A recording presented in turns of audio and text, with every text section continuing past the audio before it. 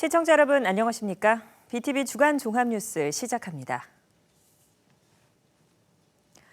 아파트 단지 내 전기차 충전 시설이 설치돼 있다면 꼼꼼하게 들여다봐야겠습니다.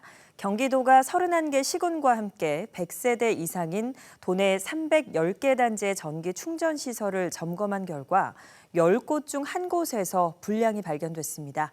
보도에 주하영 기자입니다. 스프링클러가 제대로 작동하지 않아 화재를 키운 것으로 확인된 인천 아파트 전기차 화재.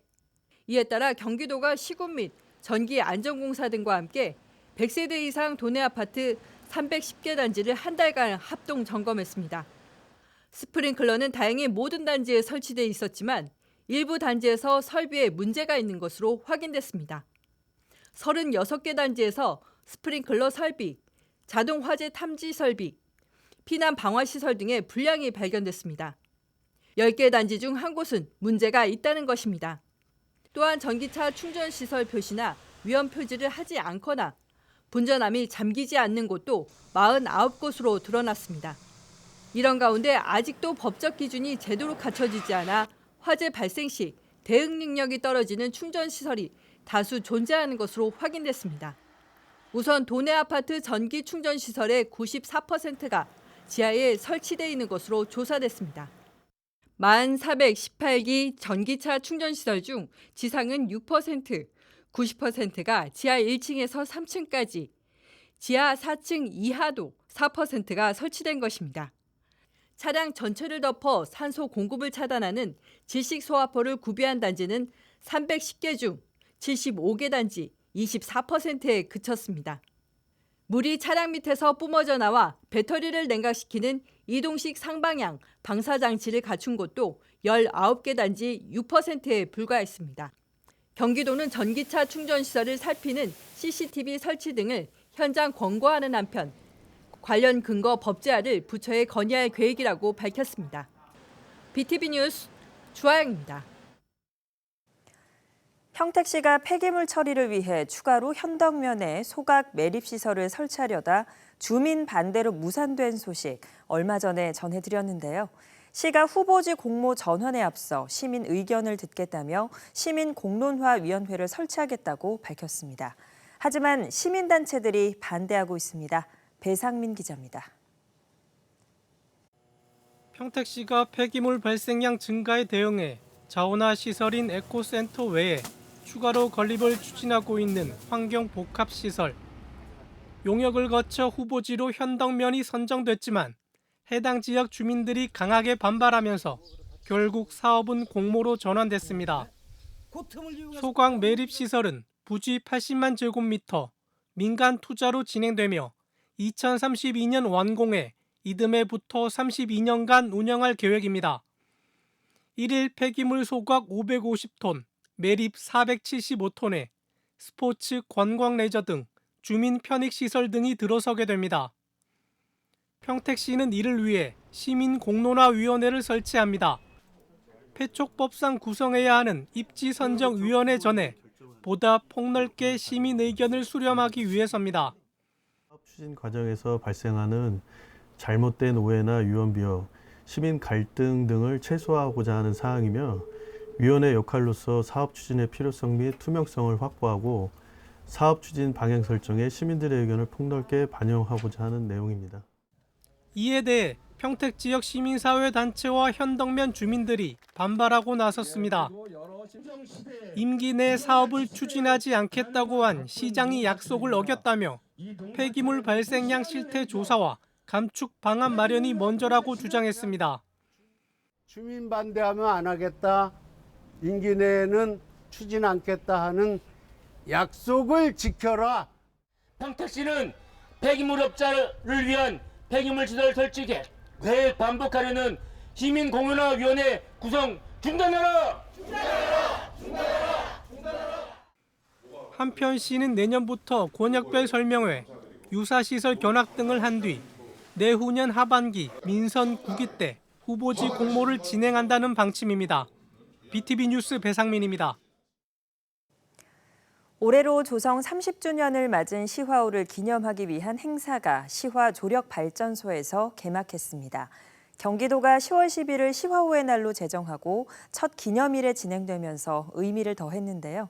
기념식에 참석한 국토부와 시흥시 등 3개 지자체는 시화호를 해양 생태 관광이 가능한 미래도시로 만들겠다고 약속했습니다. 조윤주 기자가 보도합니다. 지난 1994년 바다를 막아 만든 국내 최대 규모 인공호수인 시화호. 한때 생물들이 살기 힘든 죽음의 상징이기도 했던 시화호는 이제 생명의 호수로 자리 잡았습니다. 시화호의 날을 맞아 시화호 조성 30주년을 기념하는 행사가 열렸습니다. 국토부는 이 자리에서 시화 MTB 인근 미개발 유보지를 해양 생태 관광이 가능한 미래도시로 조성한다는 구상을 내놨습니다. 오는 12월까지 시화호 발전 전략 마스터 플랜을 마련하겠다는 계획입니다.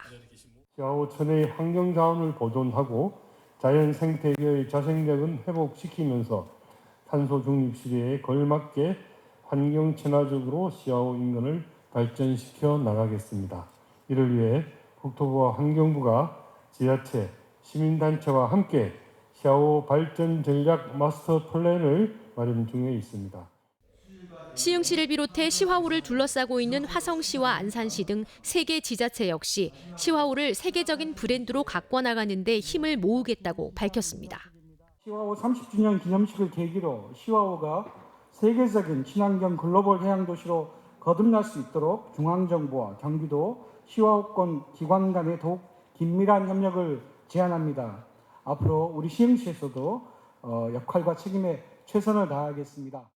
우리 화성시는 시야를 중심으로 한 수변 도시 개발에도 박차를 가하고 있습니다. 송산 그린시티 개발 사업을 통해 15만 명 규모의 신도시를 조성하고 세계 최고의 국제 테마파크를 건설하기 위해 노력 중에 있습니다. 조성 30주년을 맞은 시화호. 환경적인 가치를 살리고 미래 발전 방안을 찾기 위한 본격적인 움직임이 시작됐습니다. BTV 뉴스 조윤주입니다. 30년이 된 시화호 주변의 개발은 이제부터 남측에 있는 화성시 송산 그린시티에서 본격화됩니다. 신세계 그룹이 파라마운트와 손잡고 4조 6천억 원 규모의 리조트형 테마파크를 짓기로 했습니다.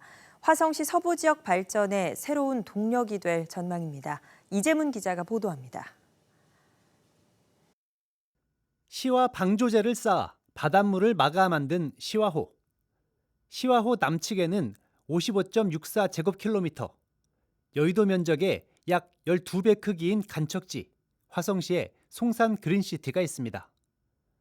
다음 달이면 개통할 서해선 송산역과 인접한 송산 그린시티에서 터닫기 공사가 한창입니다.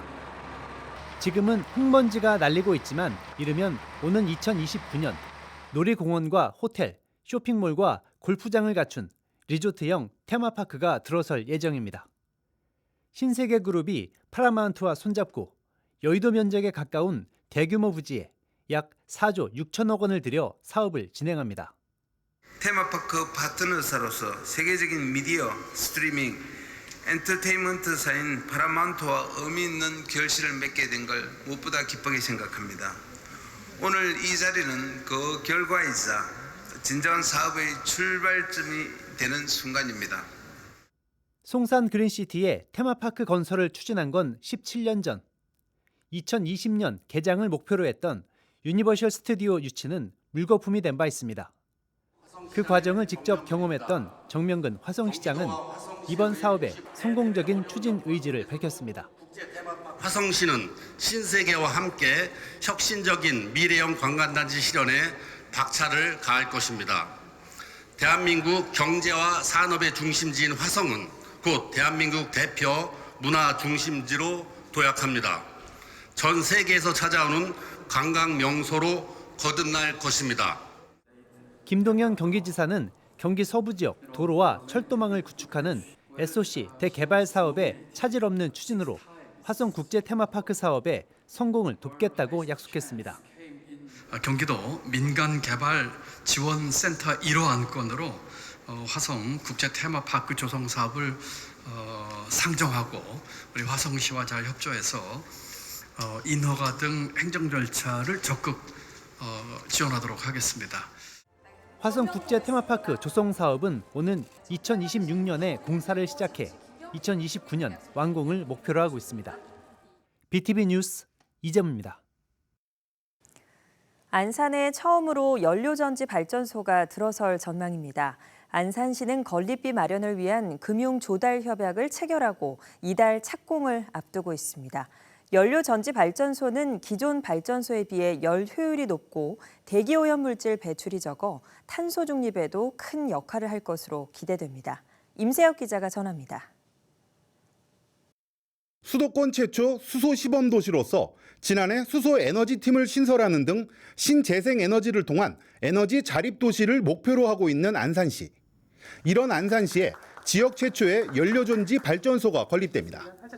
안산시는 발전소 건립 사업비 마련을 위해 안산도시개발과 삼천리, 대우건설과 금융기관 등 6개 기관이 890억 원 규모의 금융약정을 체결했으며 이에 따라 빠르면 이달 중 착공에 들어간다고 밝혔습니다. 연료전지 발전소는 대우건설이 사업 전반을 담당하며 안산도시개발은 초지동에 부지를 제공하고 삼천리는 연료 공급을, 안산시는 행정 지원을 맡습니다. 안산이라는 문제에서 시선을 좀 이렇게 멈추게 할 수 있는 그런 노력을 좀 부탁을 드리면서 안산시의 역할에 있어서는 저희가 최선의 노력을 다하겠습니다.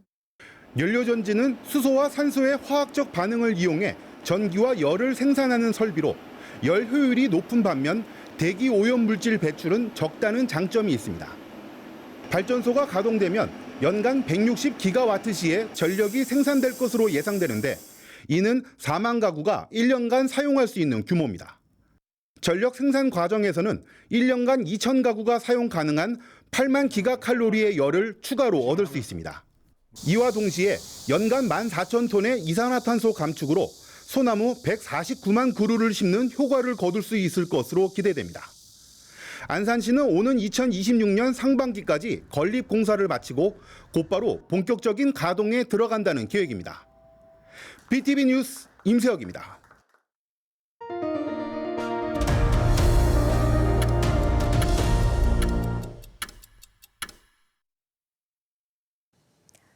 (10월 10일은) 출산과 인구 문제를 생각하는 임산부의 날입니다. 경기도는 전국 평균보다는 좀 더 높은 출산율을 보이고 있긴 한데요. 과천시만 1%가 넘고 그 외 도시는 모두 1%를 밑도는 수준으로 집계됐습니다. 김효승 기자의 보도입니다. 해가 갈수록 우리나라 저출생 문제가 심각해지고 있습니다. 지난해 전국의 합계 출산율은 0.72명입니다. 2013년 1.19명, 2018년 0.98명에서 계속해 줄고 있는 겁니다. 경기 지역의 경우 2013년 1.23명에서 2018년 1명, 지난해 0.77명으로 전국과 비교해선 다소 높긴 하지만 감소세는 마찬가지입니다. 도내 시군별로 보면 과천이 1.02명으로 가장 높았고 그 다음 화성 0.98, 양주 0.93명 등으로 뒤를 이었습니다. 가장 낮은 지자체는 부천으로 0.63명, 동두천, 성남도 하위권에 자리하고 있습니다.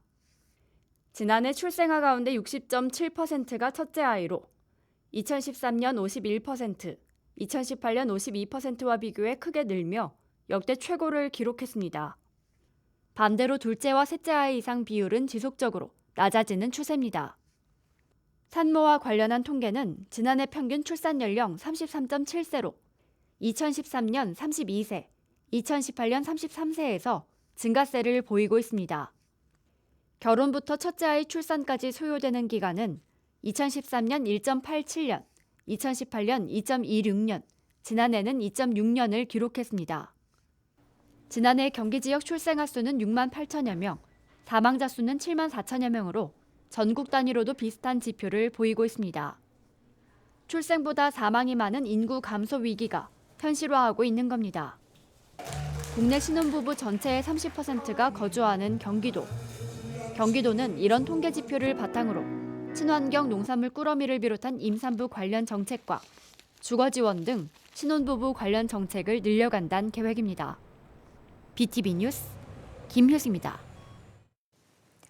SK의 사회적 기업인 행복나래가 결식이 우려되는 아이들을 돕기 위해 수원시와 손을 맞잡았습니다.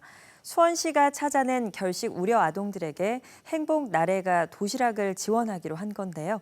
수원시는 행복 나래와 결식 우려 아동을 지원하는 100번째 도시가 됐습니다. 이재우 기자의 보도입니다. 수원시내 결식 우려 아동들에게 전해질 밑반찬 도시락입니다. 맛과 영양을 고려한 4가지 반찬이 한 세트로 50명에게 일주일에 2번 배달됩니다. SK의 사회적 기업인 행복나래가 진행하고 있는 행복 두 끼 프로젝트. 7일 수원시와 업무 협약을 맺은 행복나래는 수원 지역에 있는 취약가정 아동들에게 앞으로 1년간 반찬을 지원하기로 약속했습니다. 행복 두 끼 프로젝트를 통해 수원 지역 아동들에게 전해질 도시락은 5,000끼가 넘을 것으로 예상됩니다. 저는 대기업과 관 그리고 사회적 기업이 협동하여 그러니까 사각지대를 해소하는 이제 효과가 있을 걸로 기대가 됩니다. 그리고 각 관의 입장에서는 관이 하지 못하는 사회적 서비스를 이제 해결하는 이제 효과가 있을 테고요. 행복나래는 지난 2020년부터 행복 두 끼 프로젝트를 추진하고 있습니다. 경기도 시흥시를 시작으로 99개 도시와 공동으로 사업을 진행하고 있고 수원시는 행복나래와 결식 우려 아동을 지원하는 100번째 도시가 됐습니다. 행복 두 끼 프로젝트는 전국에서 결식이 우려되는 아동 6,700여 명을 발굴했고 그동안 이들에게 145만 끼가 넘는 도시락을 지원했습니다. 각각의 자원과 전문성을 가진 지방 정부와 기업과 시민들이 함께 힘을 합쳐서 아이들의 행복을 위하여 열심히 노력하고 있습니다. 수원시가 100번째, 의미 있는 숫자 100번째로 참여하게 돼서 더욱 뜻깊다고 할 수 있을 것 같고요. 저희가 수원에서 아이들의 행복을 위해서 열심히 노력해 보겠습니다. 행복나래는 지속적으로 지자체와의 협력을 확대해 전국적인 결식아동 지원 체계를 구축한다는 목표입니다. BTV 뉴스 이재우입니다. 용인에서는 한 해에 17,000톤의 쌀이 생산됩니다. 백옥쌀이라는 이름으로 알려져 있는데요. 쌀 소비가 점점 줄어드는 가운데 용인시가 백옥쌀을 이용한 빵 생산에 나섰습니다. 지자체가 저렴한 가격에 쌀가루를 보급하고 지역 제과점이 제품을 개발하는 방식입니다. 김효순 기자가 보도합니다. 용인의 한 빵집에 백옥쌀 코너가 마련됐습니다. 식빵과 팥빵을 비롯한 모든 빵들이 밀가루 대신 지역쌀, 백옥쌀가루로 만들어진 겁니다. 밀가루는 아무래도 수입산이라 방부제 같은 것도 들어있고 쌀이 또 백옥쌀이라고 지역 쌀이니까 쌀빵이 건강에 좋을 것 같아요. 용인시와 지역 빵집들이 협업해 백옥쌀을 활용한 제품 개발에 나섰습니다. 용인시는 저렴한 가격에 쌀가루를 공급하고 빵집은 제품을 개발하고 판매해서 지역 쌀을 널리 알리고 소비도 늘린다는 취지입니다. 밀가루 대비 수분율이 50% 더 먹어가기 때문에 많이 힘들었죠. 여러 번 실패 끝에 만들어진 백옥쌀 식빵, 용인 팥빵. 지역도 알리고 쌀을 이용한 빵들을 많이 좀 홍보할 수 있도록 하겠습니다. 용인시는 보다 많은 빵집에서 쌀빵이 생산되도록 지원하는 한편 보다 다양한 방식으로 백옥쌀 홍보를 이어가겠다고 밝혔습니다. 쌀빵이 있다는 것을 알리면 자연스럽게 여기에 참여하는 업체들도 늘어날 거라고 생각을 하고요. 지금은 제가 점에만 지금 백옥쌀가루를 공급하고 있는데 내년에는 그 시민들이 쉽게 구입할 수 있도록 그 소포장으로 해서 저희가 공급할 예정입니다. 한 해 백옥쌀 생산량은 17,000톤. 용인시는 지역 캐릭터 조화용을 활용한 쌀빵도 출시한다는 계획인 가운데 쌀빵이 쌀 소비 촉진에 영향을 줄 수 있을지 관심입니다. BTV 뉴스 김효수입니다.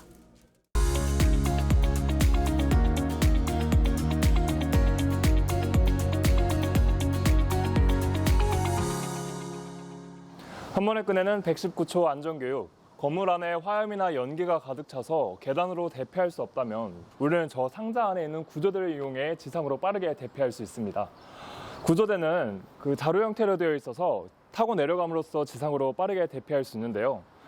익숙치 않아서 어색할 수 있지만 사용 방법이 굉장히 간단하니까요. 저와 함께 알아보시죠. 가장 먼저 구조대의 덮개를 먼저 제거해 주시면 됩니다. 활강포의 잠금 장치를 제거해 주시면 되고요. 노끈이나 벨트로 되어 있으니까 그걸 제거해 주시고요. 이제 활강포를 아래로 전개해 주실 건데요. 이때 주의사항은 아래에 사람이 있거나 장애물이 없는지 확인해 주신 다음 활강포를 아래로 전개해 주시면 됩니다.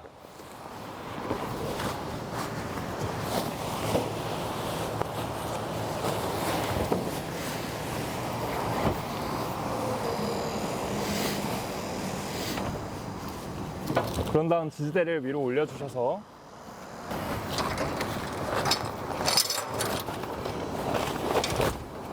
그런 다음 아래에 있는 안전 지지대 발판을 내려주시면 우리가 활강하기 위한 구조대의 전개는 모두 끝났습니다. 안전하게 내려가기 위해서 자세도 한번 알아볼까요?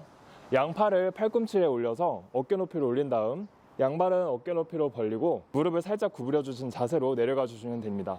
이때 속도가 너무 빠르면 양팔 꿈치와 무릎을 밖으로 벌려주시거나 속도가 나지 않는다 그러면 가운데를 모아서 속도를 조절해 주시면서 활강해 주시면 되겠습니다. 이제 구조대를 이용해서 직접 지상으로 탈출해 보겠습니다. 상단을 손을 먼저 잡아주시고요. 아까 펼친 지지대에 발을 올리고 한 발씩 넣어서 활강포 안으로 발을 넣어줄 겁니다. 그런 다음 아까 말씀드린 자세를 취하며 지상으로 대피해 주시면 됩니다.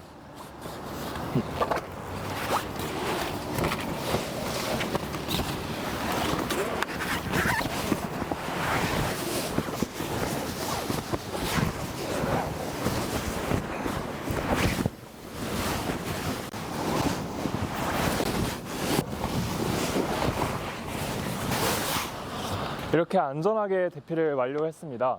다음 하강자가 대피하는데 서로 사고가 나지 않도록 하강을 완료한 자는 빠르게 구조대에서 대피를 해주시고요. 하강하는 사람이 안전하게 대피할 수 있도록 유도를 살짝 해주시면 더욱 안전한 대피가 될 것 같습니다. 그럼 오늘도 안전하세요. 안녕하십니까. 경기도 소방재난본부 손윤석입니다. 자루 모양의 터널로 짧은 시간에 많은 인원이 대피할 수 있는 구조대는 노유자 시설과 의료 시설에 주로 설치되며 건물 옥상이나 실내 복도, 베란다 등에 설치됩니다. 구조대는 크게 수직 강화식과 경사 강화식으로 분류되는데요. 먼저 수직 강화식은 수직으로 되어 있는 통로로 내려와 대피할 수 있는 피난기구로 지상 공간이 협소하거나 건물 간격이 협소한 도심 건물에서 수직형으로 내려오기에 공간에 제약이 없는 곳에서 사용이 적합합니다. 경사 강화식은 미끄럼틀 형태로 경사진 통로를 통해 내려와 대피할 수 있는 피난기구이며 넓은 지상 공간이 확보된 곳이나 저층 또는 병원, 유치원과 같은 다중이용시설이나 노약자 시설에 사용하기 적합합니다.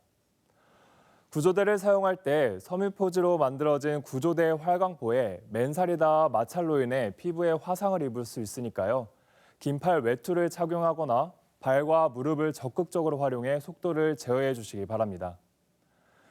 사용한다면 지상으로 바로 대피가 가능한 피난시설인 구조대. 사용법 꼭 숙지해 두시고 유사시 활용해 주시기 바랍니다. 고맙습니다. 이상으로 BTV 주간 종합뉴스를 마칩니다. 시청해 주신 여러분 고맙습니다.